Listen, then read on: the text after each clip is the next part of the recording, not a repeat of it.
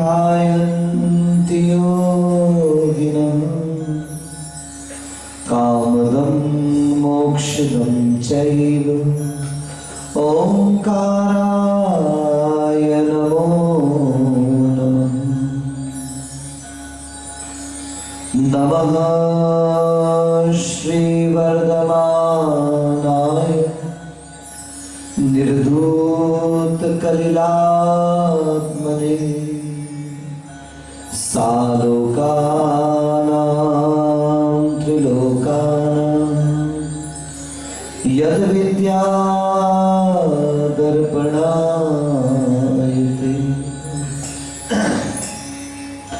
ओम को नमन ओंकार को नमन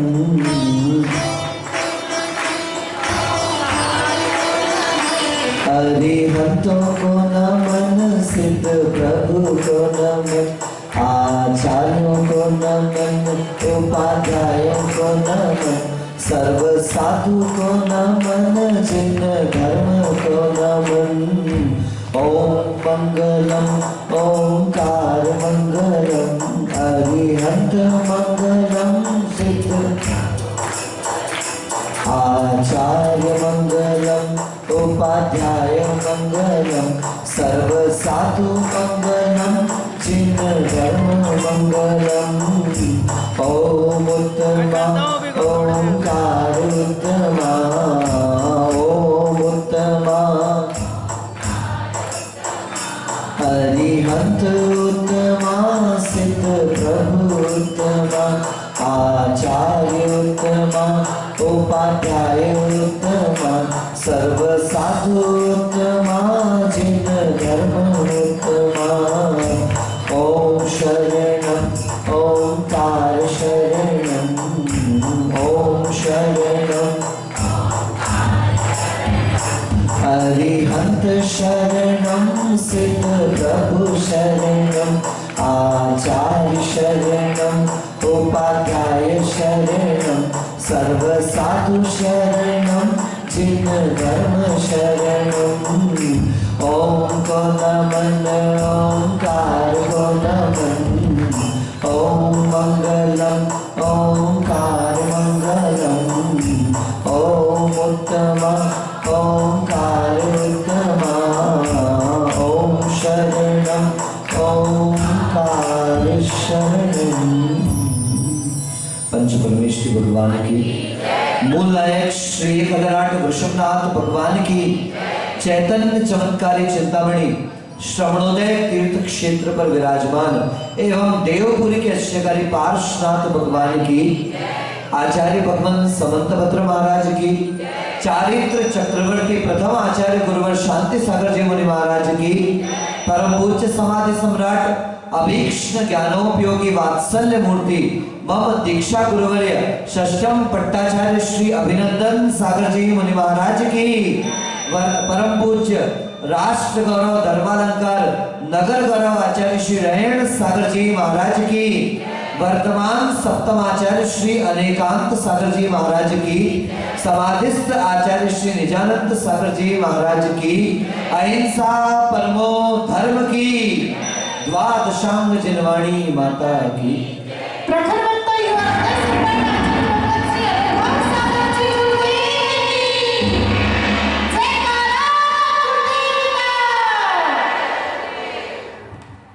यहाँ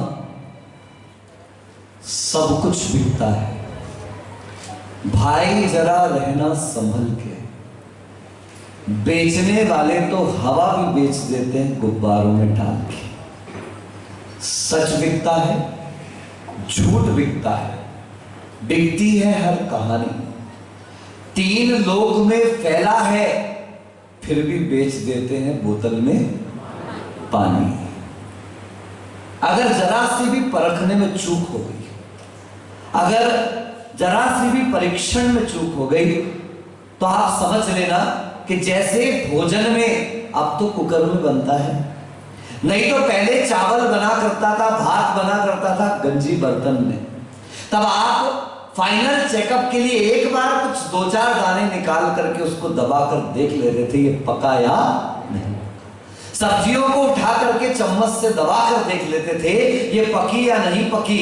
अगर उस परीक्षण में फेल हो गई तो आप किसी ना किसी तरीके से उसकी व्यवस्था करते थे। बंधुओं, एक बार सब्जी बिगड़ जाए चल जाएगा, एक बार भात बिगड़ जाए वो चला जाएगा, एक बार व्यापार बिगड़ जाए वो भी चल जाएगा, एक बार प्यार बिगड़ जाए वो भी चल जाएगा, एक बार व्यवहार बिगड़ जाए वो भी चला जाएगा। लेकिन अगर एक बार सम्यक दर्शन बिगड़ गया तो ये समझ लेना कि भवों भवों की तपस्या के बाद, भवों भवों की साधना, श्रद्धा और विश्वास के बाद जो आज ये जैन कुल, ये सम्यक दर्शन का साम्राज्य और उसकी शरण हमको प्राप्त हुई, अगर वो चला गया तो बंधुओं कहते हैं कि जैसे अगर समुद्र में कोई रत्न गिर जाए तो कदाचित मिलना आसान है। जीनत भाई, वैसे तो तुम सीओ हो, पर इतनी इंजीनियरिंग तो समझ ही जाओगे कि इधर से नदी में एक तरफ से माही है ना, यहाँ बहती है ना बेणेश्वर गांव में 3-3 नदियां। मान लो एक नदी से बह करके बोल्ट आ रहा हो, एक नदी से बह करके नट आ रहा हो, और दोनों का वहां पर जहां संगम होता है, क्या आप उम्मीद कर सकते हो कि नट और बोल्ट आपस में मिलकर के जुड़ जाएंगे? संभव नहीं। मैं कहता हूं एक बार मिल सकते हैं, लेकिन ये जो विश्वास का धर्म हमें मिला है, सम्यक दर्शन की पर्याय हमें प्राप्त हुई है, वो अब मिली है, दोबारा मिले ना मिले इसका कोई भरोसा नहीं। मैंने आपसे एक दिन कहा था, faith and works, they are like the light and heat of a candle, they cannot be separated। कि विश्वास और आचरण ऐसा होता है जैसे प्रकाश और उसकी ऊष्मा, जहां जहां गर्मी होगी, जहां जहां प्रकाश होगा वहां वहां गर्मी अवश्य होगी। आज तक दुनिया में कोई ऐसा प्रकाश नहीं बना कि जहां पर प्रकाश हो और गर्मी, फिर आपके यहां तो बुद्धि प्रकाश है इसलिए जहां जहां प्रकाश वहां वहां गर्मी अवश्य होगी। ऐसा कोई प्रकाश नहीं कि जहां पर प्रकाश हो लेकिन गर्मी ना हो। ऐसे ही बंधुओं याद रखना, आचार्य भगवंत कह रहे हैं कि जिस व्यक्ति के हृदय में विश्वास होगा, जिसके मन में विश्वास होगा, जिसकी श्रद्धा दृढ़ होगी, जिसकी आस्था पक्की होगी, उस व्यक्ति के आचरण में भी उसकी आस्था अवश्य उतर करके आएगी। अगर आस्था आचरण में उतर करके नहीं आ रही है तो समझ लेना कि you are not having the faith at all, अभी भी आपको विश्वास पक्का नहीं है। अगर विश्वास होता तो अपने से नीचे वालों को दबाने की कोशिश नहीं करते। अगर विश्वास पक्का होता तो अपने बल पर कभी घमंड नहीं करते। अगर विश्वास पक्का होता तो जरा जरा सी बात पर इस दरबार उस दरबार भागते नहीं फिरते। आपके एक ईश्वर होते, एक दर होता। अरे महाराज जी, हमारे भगवान के पास है क्या? अभी गा रहे थे नीरव भाई, इतना सुंदर भजन गाया, हमें तो पूरा गाना ही याद आ गया। ये जीवन है, इस जीवन का यही है, यही है, यही है रंग रूप, थोड़े गम है, थोड़ी खुशियां। नीरव जैसा नहीं गा सकते पर सुना तो सकते हैं, लिरिक्स का काम तो अपन कर ही सकते हैं। सिंगिंग के लिए नीरव है, बहुत सारे लोग हैं हमारे पास भाई, पुनीत भी है, बहुत अच्छे अच्छे गाने वाले लोग हैं, स्वर रचित भी और स्वचुरित भी।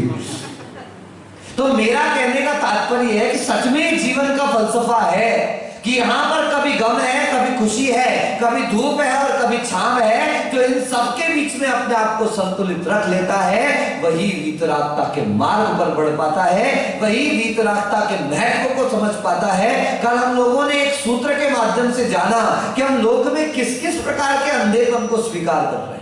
और गुरु महाराज कहते थे, याद रखना, जन्म के अंधे को रास्ता मिल जाएगा, हमारे रंग के अंधे को रास्ता मिल जाएगा। कुछ दीवान हुआ करते जिनको दिन में दिखाई नहीं देता, उनको भी रास्ता मिल जाएगा। जैसे उल्लू को रात में दिखता है, दिन में दिखाई नहीं देता।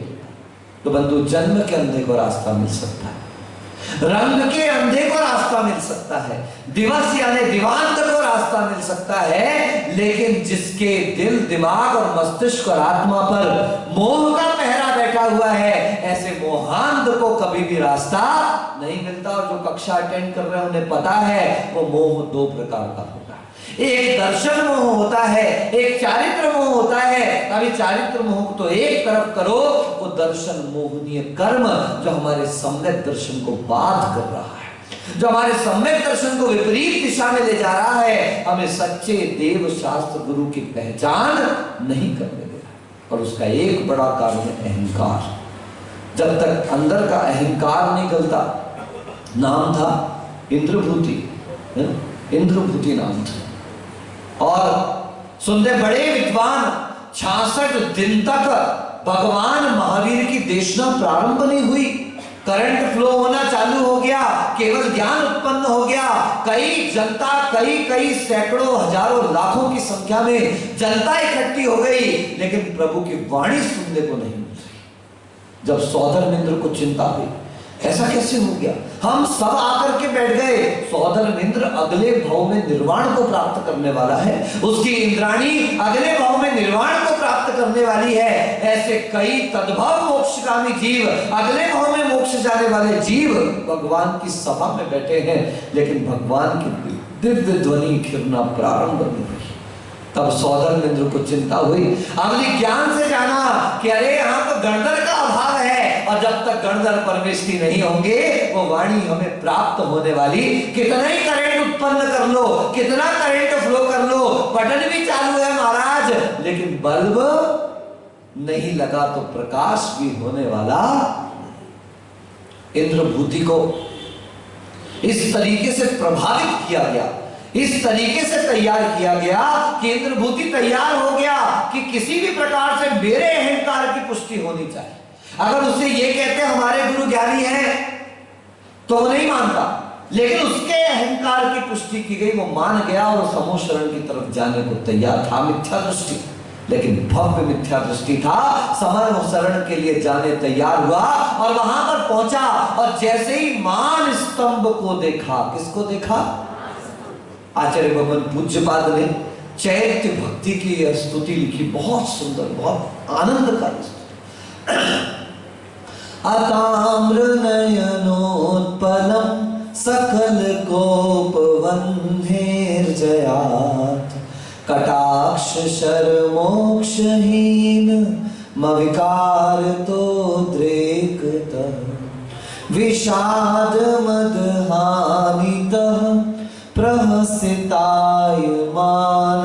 सदा मुखं कथयतीव ते हृदय शुद्धिमात्यंत की।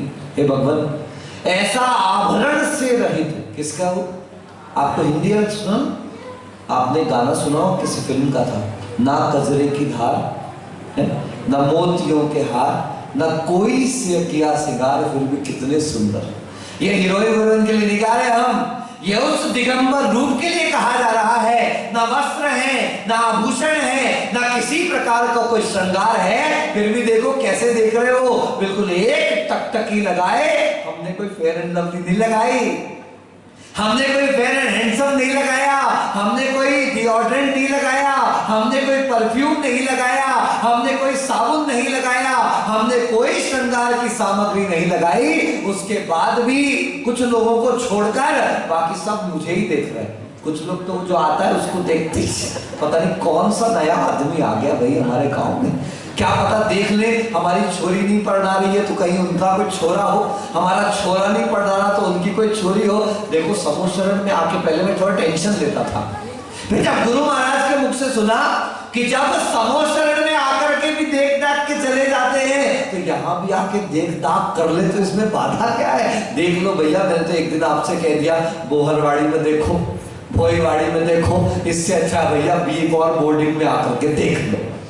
तीनों बी बी बी, हमारे भी पता नहीं जीवन से बी का लफड़ा ही क्या है। हमारा जिस गांव में जन्म हुआ उसका नाम बी से स्टार्ट होता था, पिताजी की पहली पोस्टिंग हुई तो जिस गांव में गए उसका नाम भी बी से स्टार्ट होता था। इंजीनियरिंग में जहां एडमिशन हुआ उस शहर का नाम भी बी से स्टार्ट होता था। आचार्य महाराज ने जिस शहर में पहली बार संघ को हमें अलग करके छोड़ा उस गांव का नाम भी बी से स्टार्ट होता था।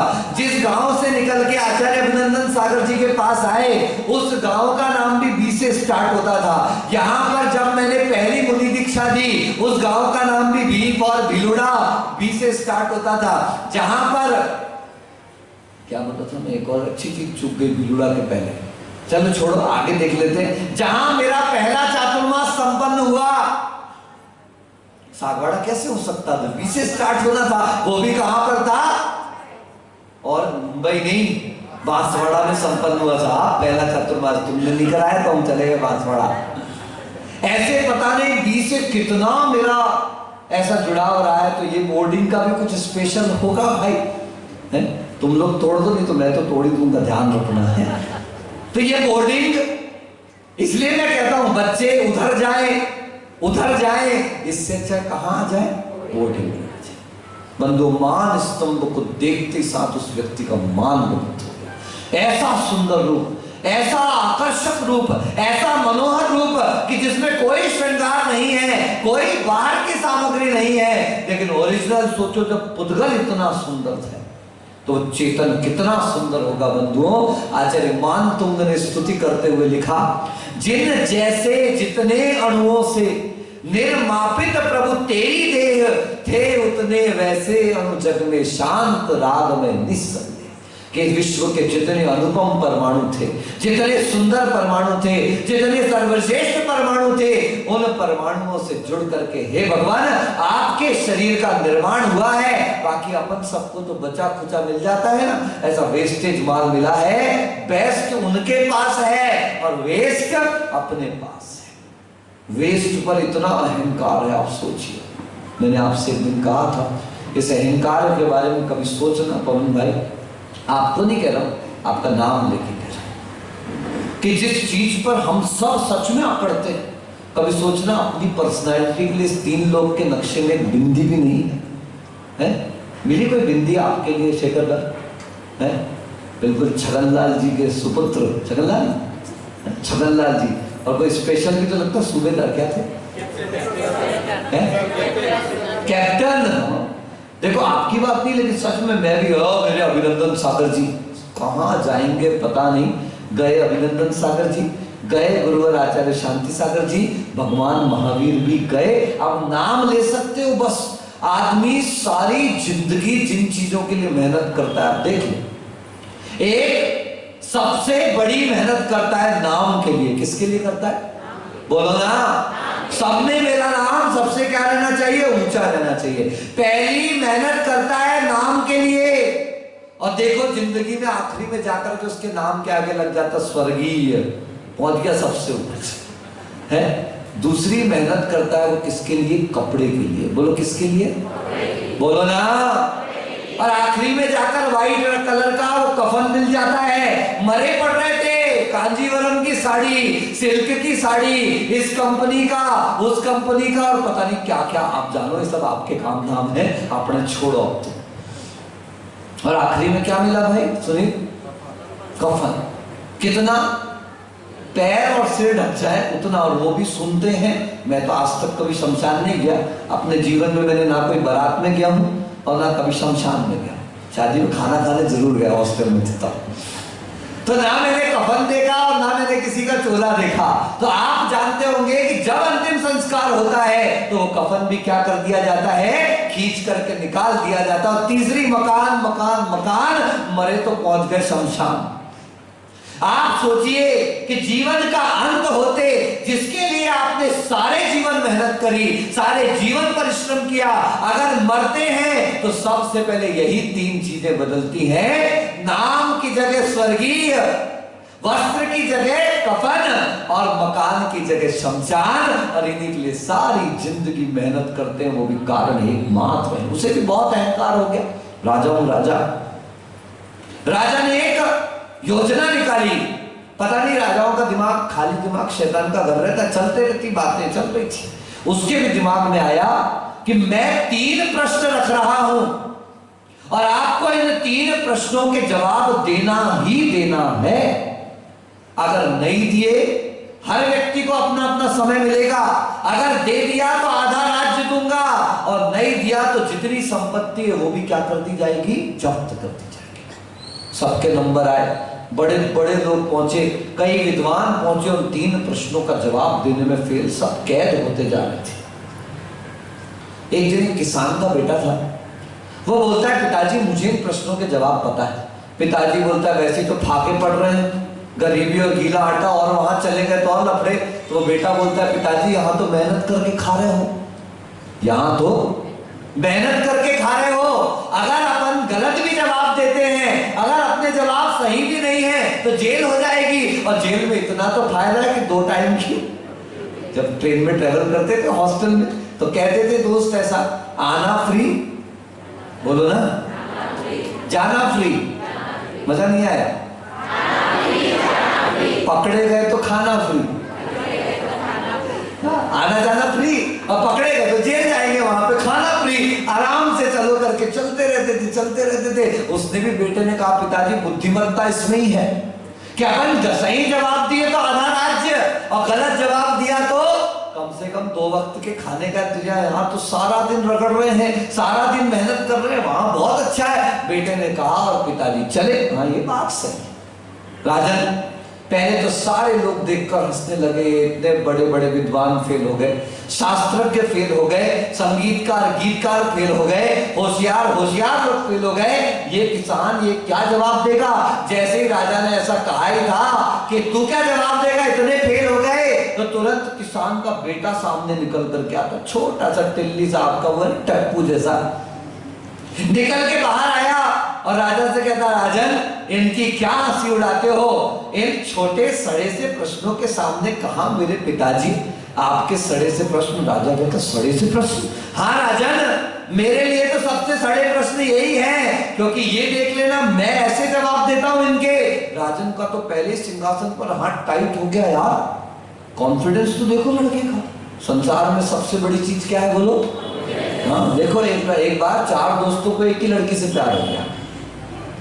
अब क्या करें, दोस्ती तो नहीं तोड़ेंगे, लड़की छोड़ देंगे मगर दोस्ती नहीं तोड़ेंगे, मगर लड़की भी तो छोड़े यार। अब पसंद आ गई, 4 में से एक की तो शादी हो जाए, पर किसका सिलेक्शन किया जाए? तो चारों ने डिसाइड किया कि अपन फिक्स कॉलेज छूटने का टाइम है 2 बजे का, अपन सारे 2 बजे के पहले 2-5 मिनट पहले वहां पहुंचेंगे। वो लड़की निकलेगी तो चारों अपना अपना प्रपोजल रखेंगे, वो जिसको हाँ कहेगी बाकी के 3 मित्र मिलकर उसकी शादी करवा देंगे।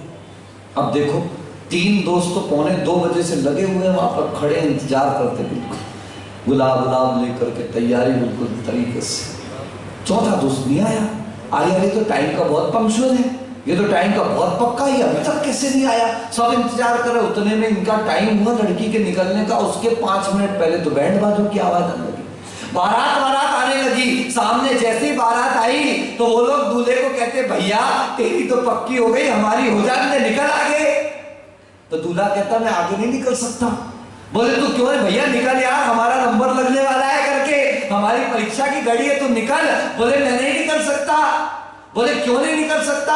वो तुरंत अपना चेहरा धीरे से हटा तो देखते 4थे नंबर का दोस्त। अरे ये क्या धोखा है, ये क्या बेवफाई है? बोले क्या बेवफाई है? तू दूल्हा बन करके आ गया, अभी तो प्रपोज करना बचा है, जब प्रपोज ही नहीं किया तो हाँ कैसे? तो दूल्हा तुरंत ताल ठोक के कहता है, इसको कहते हैं कॉन्फिडेंस। क्या कहते हैं बोलो? कॉन्फिडेंस के बिना कुछ नहीं होना, न संसार में होना है, न मोक्ष मार्ग में होना है, न व्यापार में होना है, न व्यवहार में होना, न प्यार में होना है। जहां भी जो कुछ होगा वो किसकी दम पर होगा? कॉन्फिडेंस यानी आत्मविश्वास की दम पर होगा। उस बच्चे का आत्मविश्वास देखकर राजा ने हाथ टाइट कर लिए सिंहासन पर। वो कहता है, राजन आपका पहला प्रश्न है, ईश्वर रहता कहां है? बोलो क्या प्रश्न है? बोलो क्या प्रश्न है? हमारे चेयरमैन लोगों के लिए थोड़ी सी आप लोग एक बार इनके लिए प्रशंसा कर दीजिए, ताली बजा दो 2-3 बार इनकी जरा। इन लोगों ने बोला नहीं है, आप तालियां बजाएंगे, इनका उत्साहवर्धन होगा। वैसे ही तो कुर्सी पर बैठे, थोड़ा जागृत हो जाए। बोलिए ईश्वर रहता कहां है? बोलो राजन, इस प्रश्न का जवाब तो मैं आपको बड़ी आसानी से दे दूंगा, बस आप मुझे इतना बता दीजिए, आपने दूध देखा है? तो राजन बोले हाँ। आपने देखा है? हाँ तो बोलो हाँ, बोलो हाँ। घी देखा है क्या? दूध में घी देखा है क्या? अरे वाह, दूध देखा है, घी देखा है, पर दूध में घी, पर दूध से ही क्या निकलेगा? सबको पता है ना? हाँ तो बोलो। अरे वाह, दूध में से क्या निकलेगा? तो उसने राजन से कहा, राजन आपको दूध दिखता है मगर घी दिखाई लेकिन आपको विश्वास है कि इस दूध में क्या है, घी है। बोलो राजन कैसे निकलेगा? तो राजा कहता है इसको जमाना पड़ेगा, दही बनाना पड़ेगा, दही से मक्खन निकलेगा, उस मक्खन से क्या निकलेगा, गर्म करने पर घी निकलेगा। वो कहता है राजन इसी प्रकार से जैसे तिल में तेल है, बोलो जैसे तिल में तेल है, जो चकमक में आग,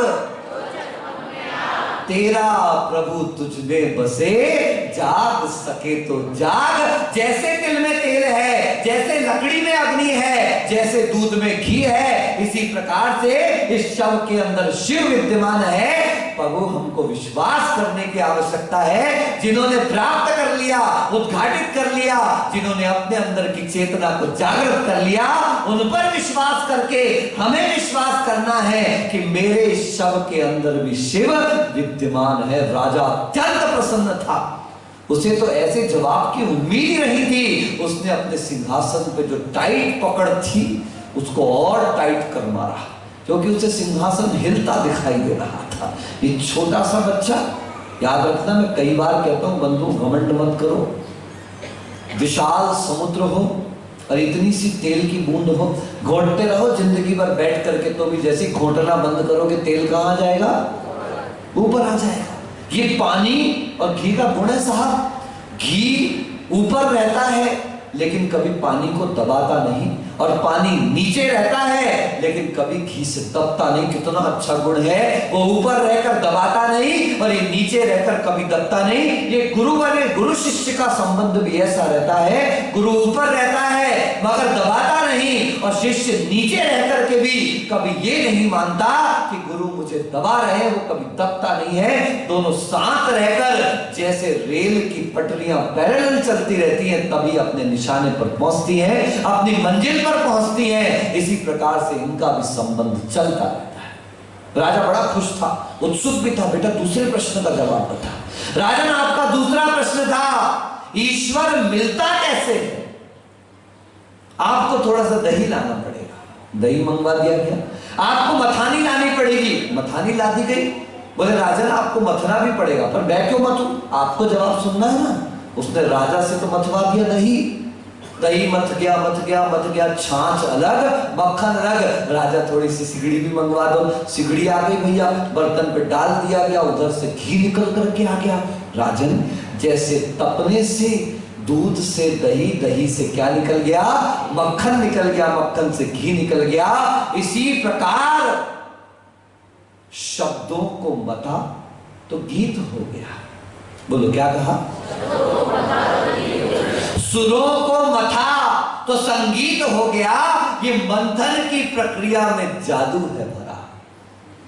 शब्दों को मथा तो गीत हो गया, सुरों को मथा संगीत हो गया, और दही को मथा नवनीत हो गया। ये मंथन की प्रक्रिया में जादू है भरा। देखो पापों को मथा तो पुनीत हो गया। बंधुओं पाप का मंथन करते हैं, पवित्र होते चले जाते हैं। जैसे दही का मंथन करने से मक्खन, और मक्खन को ताप देने से घी प्राप्त होता है, ऐसे जब शरीर की साधना होती है, आत्मा की साधना होती है, तब उसके माध्यम से ये आत्मा का कचरा निकल जाता है। और जैसे ही कचरा निकलता है तो पवित्र उस प्रभुत्व की प्राप्ति हो जाती है। ऐसे ईश्वर मिलता है। राजा अत्यंत प्रसन्न था। राजा ने कहा बेटा तुम तो जल्दी से तीसरे प्रश्न का जवाब दे। राजन तैयार हो तीसरे प्रश्न का जवाब देने। प्रश्न क्या है? ईश्वर करता क्या है? पहला प्रश्न क्या था? ईश्वर कहां रहता है? एड्रेस बताओ। ईश्वर मिलता कैसे है? हाउ, प्रोसेस बताओ। अब ईश्वर करता क्या है, उसका काम बताओ। यद्यपि जैन आगम से नहीं लगता, लेकिन ये तो आपकी बुद्धि को खोलने के लिए मैं उदाहरण दे रहा हूं। वो कहता है तीसरा प्रश्न राजन आपका है ईश्वर करता क्या है, ये बताने के लिए, ये जानने के लिए आपको मेरी बात माननी पड़ेगी। राजा तो प्रसन्न था, कैसे बात नहीं मानता, कह बेटा जो कहता है। राजन आपको मुझे अभय दान देना पड़ेगा। हाँ दिया। राजा प्रसन्नम तो गजभूमि दानम कहा था आपसे, बनिया प्रसन्नम तो कोटिच्छ दानम। बनिया खुश हो जाएगा तो बोलेगा डेचा में जाकर के 4 5 नारियल चढ़ा देता हूं। है। बनिया प्रसन्न हो जाएगा तो बोले गोवाड़ी में जाकर के नारियल की माला चढ़ा दूंगा। ज्यादा प्रसन्न हो जाएगा तो 11 नारियल की माला देवपुरी में चढ़ाऊंगा। ज्यादा प्रसन्न हो जाएगा तो बोले पार्श्वनाथ भगवान को वहां पे गुड़ चढ़ा के आ जाऊंगा। आदि आदि आदि। राजा प्रसन्नम तो गज भूमि दानम। राजा प्रसन्न हो जाए तो हाथी दे दे, भूमि दे दे, हार दे दे, रत्न दे दे, पता नहीं क्या दे दे, जिसका जैसा स्टैंडर्ड वैसा देता जाएगा। सोच बड़ी करो। राजा कहता है बेटा जो तू कहे करूंगा। सारी सभा स्तब्ध कर क्या रहा है? तो वो राजा से कहता बस आपको इतना करना है कि थोड़ी देर के लिए आपका मुकुट मुझे दे दो और थोड़ी देर के लिए आपका सिंहासन मुझे दे दो और आप नीचे बैठ जाओ, बस थोड़ी देर के लिए। राजा तो खुश था, जानने की उत्सुकता थी। पहले 2 प्रश्नों के जवाब इतने जबरदस्त थे जैसे आपके चेहरों पर अभी उत्सुकता दिखाई दे रही है। ऐसा बिल्कुल राजा बिल्कुल क्या है यार, बताओ साहब। तीसरा प्रश्न, ईश्वर करता क्या है? राजा बैठा हुआ है कहां पर? नीचे। और बेटा वो किसान का कहां बैठा हुआ है? सिंहासन पर। मुकुट है राजा के सिर पर नहीं, किंतु किसान के बेटे के सिर पर। बहुत देर गुजर गई, 5 मिनट कल नहीं देख रहे थे नाटक। वो केयूर भैया पूर्वा भील बने थे। भाई साहब को हमने सिर्फ 2 मिनट का नाटक दिया था कि बस तुमको एक बार कहना है पेट में दर्द हो रहा है, वैद्य जी कहेंगे कौवे का मांस खाना है, आपको बस इतना कहना है प्राण जाए पर वचन नहीं जाएंगे, मैं कौवे का मांस नहीं खाऊंगा और तुमको मर जाना है। लेकिन भैया ने तो मजे नहीं लिए। बोले जब मरना ही है तो हंस हंस के मरेंगे, ऐसे क्यों मर जाए रो रो करके। और देखो थोड़ा पैर दबा रहे, ओ तेरी, थोड़ा सिर दबा दे रहे, थोड़ा हाथ दबा दे रहे। बोले मरना तो है ही पक्का, तो दबा दबा के मरू, सेवा करवा के मरू। वैसे भी सेवा हर कोई नहीं कर, देखो आ गया तो ठीक है ना। तो इस प्रकार से राजा ने कहा यार 15 मिनट गुजर गए, आधा घंटे गुजर गए, पौन घंटे गुजर गए, 1 घंटे गुजर गए। तो एक जो मंत्री था वो खड़ा हो गया, भैया बताना क्या ईश्वर करता क्या है? बोले समझदार को इशारा काफी और ना समझ को सारा भी कम है। बोले देख लो ईश्वर करता क्या है। बोले हमें समझ में नहीं आया। तो तुरंत बच्चा सिंहासन पर बैठा, अच्छी ताल ठोककर अपने शेर के ऊपर हाथ रख के कहता देख लो ईश्वर करता क्या है। पल में रंक को राजा बना देता है और राजा को रंक बना दिया करता है। ये ईश्वर यानी कर्म का कार्य है। हम दुनिया के अहंकार लेके बैठे हैं, हम दुनिया के घमंड लेकर के बैठे हैं। बंधुओं याद रखना कि जब उसकी चलती है तो फिर किसी और की नहीं चलती। हमने मान लिया अरे भगवान के पास क्यों जाना, भगवान के पास तो कुछ है नहीं। याद रखना ये जैनों के भगवान है, ये दिगंबरों के भगवान है। किसी पंडित ने पूछा था कि जैन इतने पैसे वाले क्यों, जैन इतने समृद्ध क्यों, जैन इतने धनवान क्यों हैं, जैन इतने संपन्न क्यों हैं? क्योंकि दूसरों के साधु खुद रखकर बैठते हैं और जैनों के साधुओं ने सब अपनी समाज पर लुटा दिया है। जो खुद रख रहे हैं उनके अनुयायी गरीब हैं और जिन्होंने त्याग दिया उनके सारे अनुयायी धन संपन्न दिखाई देते। याद रखना भोपाल के कवि चंद्रसेन की ये पंक्तियां हैं, ये वो दरवेश है हमने इसका हुनर देखा है, ये वो दरवेश है हमने इसका हुनर देखा है। हाथ खाली है मगर झोलियां भर देता है। लेकिन विश्वास की बात है बंधुओं, यहां से मिला हुआ दिखता नहीं है, मगर याद रखना कि जब यहां का मिला हुआ दिखता है तो आपको किसी को दिखाने की जरूरत नहीं है। दुनिया देखने के लिए अपने आप दौड़ी चली आती है। ये देव का स्वरूप, ये गुरु का स्वरूप जिन शासन में जो बताया है, आचार्य भगवंत कहते हैं वरोपलिप्त से आशावान राग द्वेष मलिमसा देवता यदुपासित देवता मूढ़ मुच्यते। कि जो वर देने में लगे, जा तेरा अच्छा हो जाए, जा तेरा बुरा हो जाए, जा तेरा ऐसा हो जाए, ये वैसा हो जाए। जरा सा आपने उनकी प्रशंसा करी वो प्रसन्न और आपने उनकी निंदा करी वो नाराज। वो देव हो सकता है लेकिन देवों का देव अरहंत देव नहीं हो सकता। अरिहंत तो वो है अर्घावतारण असी प्रहारण में सदा समता धरण। चाहे तुम अर्घ उतारो और चाहे तलवार मारो, चाहे आरती उतारो और सेवा कर दो, उन्हें कोई फर्क पड़ने वाला नहीं। वे तो माध्यस्थ हैं, समतावान है, वीतराग है। ऐसे अरिहंत भगवान हमारे देव हैं, अन्यथा कोई देव नहीं। जो जरा जरा से में फूलता है, फटता है, वो कभी भगवान नहीं हो सकता। ऐसे देवों की आराधना उपासना करना ये देव मूर्ता कहलाती है। सद्ग्रंथारंभ हिंसा नाम संसारा वर्त वर्ती नाम पाषंडी नाम पुरस्कारो गेयम पाषंडी मोहिना। सराग है, वस्त्र सहित है, ग्रंथ से सहित है और वाहन उपवाहन आदि कई प्रकार के वाहनों में घूमने वाले हैं। ऐसे कई कई प्रकार के चोले पहन के रखे हुए हैं। भूले तो कुछ नहीं है, याद आए तो बहुत है, हंसने को हंस रहे हैं, चिंताएं तो पहने हुए हैं तन पे वो जोगिया, भले ही मन में दबी दबी सी इच्छाएं तो बहुत है। कब अग्नि से गुजरकर दी राम ने परीक्षा, इससे गुजरने वाली सीताएं तो बहुत है। दो चार ही हैं जिनको शब्दों में ढाल पाए और अश्कों में बहने वाली पीड़ाएं तो बहुत है। बंधु बहुत मिलेंगे, कई प्रकार के रूप धरे। कभी उज्जैन जाना, पेड़ से लटके मिलेंगे, आदि भूमि के अंदर मिलेंगे, कांटे बबूल के कांटों पर लेटे मिलेंगे। बरसों बरसों खाया नहीं है, पिया नहीं है, कुछ नहीं किया। अनुकरण आज 9वां उपास, कौन से नंबर का? 9वें नंबर का उपास है। मात्र 2 दिन जल ग्रहण किया है, फिर भी आपके बीच में निर्ग्रंथ बैठे हैं वैसे के वैसे। पूछो जरा क्यों? आपकी पूजा हो जाए इसलिए, आपकी पत्र पत्रिकाएं छप जाए इसलिए, आपका नाम हो जाए इसलिए श्रावक आपके पास आए, अरे महाराज, अरे महाराज, अरे महाराज। नहीं, इन्होंने ख्याति के लिए उपवास नहीं किए, इन्होंने पूजा के लिए उपवास नहीं किए, इन्होंने किसी लाभ के लिए उपवास नहीं किए, किंतु जाने कितने भाव व्यतीत हो गए। क्या क्या नहीं खाया? साउथ इंडियन खाया, बोलो। नॉर्थ इंडियन खाया, बोलो ना। जितनी जल्दी बोलोगे जल्दी छोड़ूंगा, ध्यान रखना, नहीं तो मेरे को भूख नहीं लगती, टेंशन मत लेना। और हमारे भी क्या है, इनका उपास है, इनका उपास है, इनका उपास है, उनका उपास है, उनको देना नहीं और हम दोनों करते नहीं। भाई हम इतना सारा छोड़ेंगे तो कोई खाने वाला भी तो चाहिए।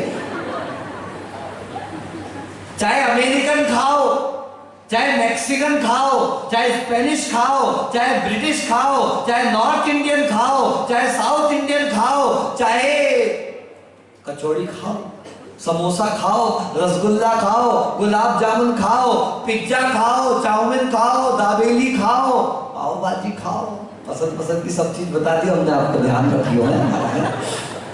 लेकिन सुनो, कुछ भी खाओ, खा तो लो। कहते हैं गुरुदेव उतरी खाटी और भाई माटी। ये शरीर में मुंह के अंदर क्या गया?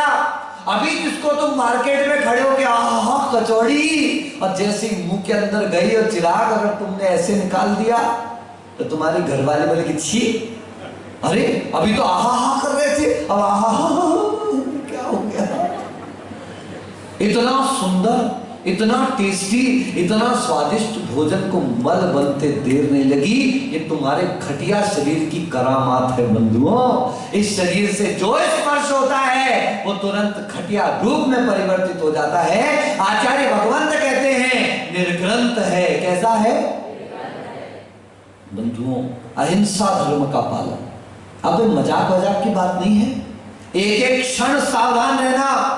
ये सभी साधुओं से कहता हूं, सभी आरिकाओं और दीदियों से कहता हूं, जब आप बैठते समय ऐसे पिच्छिका लगाते हैं, याद रखना तुम्हारे धर्म का पालन नहीं होता, तुम्हारे गुरु का सिर फक्र से ऊंचा हो जाता है। जब तुम रात में चलते हो, कभी चलना पड़ जाए, कभी लघुशंका का शौच के लिए जाना पड़ जाए और जमीन पे पिच्छिका से मार्जन करते हुए चलते हो, जितने लोग देखते हैं क्या कहते हैं, अरे वैराग्य सागर जी ऐसे चलते नहीं। देखो उनके गुरु ने उनको कितना अच्छा सिखाया है, ऐसा आचरण सिखाया है। आप चर्या का पालन करते हैं, आप धर्म का पालन करते हो, नाम तुम्हारे गुरु का हो जाता है। जिसको जिसको अपने गुरु का नाम करना है, जिसको जिसको अपने प्रभु का नाम करना है, इस जिन शासन के ध्वज को ऊपर फहराना है, उसके लिए सबसे पहली शर्त है कैरेक्टर। क्या बोलो ना, एक्टर नहीं चाहिए यहाँ पर है। याद रखें, अगर मन में कुछ और है, वचन में कुछ और है और कायल में कुछ है, you are just an actor. और यहाँ पर एक्टर्स की कोई जरूरत नहीं। यहाँ पे अगर चाहिए तो एकमात्र कैरेक्टर की आवश्यकता है। ये भारतीय संस्कृति, ये जैन संस्कृति, ये वस्त्र की नहीं, ये वेश की नहीं, ये चोले की नहीं, ये चारित्र की पूजा किया करती है। यहाँ आचरण के आचार्य पूजे जाते हैं, भाषण के नेता नहीं पूजे जाते। बंधुओं, सब ग्रंथानाम हिंसा नाम कि जो ग्रंथ यानी परिग्रह से सहित है, हिंसा आदि दोषों में लगे हैं और स्वयं संसार के परिभ्रमण में लगे हैं, वो आपको क्या संसार से बचाएंगे। दौलत राम जी तो 6 डाला में उनको उपल नाव कहते हैं। क्या कहते हैं? उपल नाव। उपल मतलब पत्थर। पत्थर की नाव खुद भी डूबती है और जो इसका आश्रय लेता है वो भी डूबता है।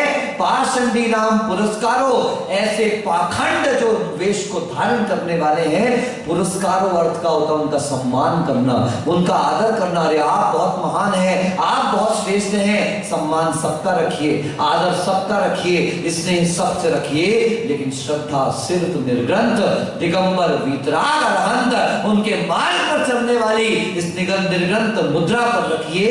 ऐसा जो मोह है उसे छोड़ना चाहिए। अगर नहीं छोड़ते तो यह गुरु मूर्ता कहलाती है। ऐसी लोक मूर्ता, देव मूर्ता और गुरु मूर्ता से उठ करके हम सम्यक दर्शन, ज्ञान, चारित्र, सच्चे देव गुरु शास्त्र पर अपनी श्रद्धा को और दृढ़ करें।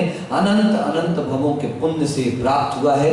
आइए उस पुण्य को हम अपना जागृत करें, वरना मत फिसलो ऊपर की चिकनाई पर, मत फिसलो ऊपर की चिकनाई पर, चांदी का वर्क लगा है गोबर की मिठाई पर। अगर चारित्र नहीं है तो बाहर का वेश गोबर की मिठाई पर लगे चांदी के वर्क जैसा है। सावधान, अपनी श्रद्धा को निर्मल करें। इन्हीं भावनाओं के साथ बोले गुरुवर आचार्य अभिनंदन सागर जी मुनि महाराज की, बोले भगवत आचार्य अभिनंदन सागर अनुभव सागर जी गुरुदेव की जयकारा, गुरुदेव का जयकारा, गुरुदेव का। महानुभावों, आप सब सुन रहे हैं, पूरा संघ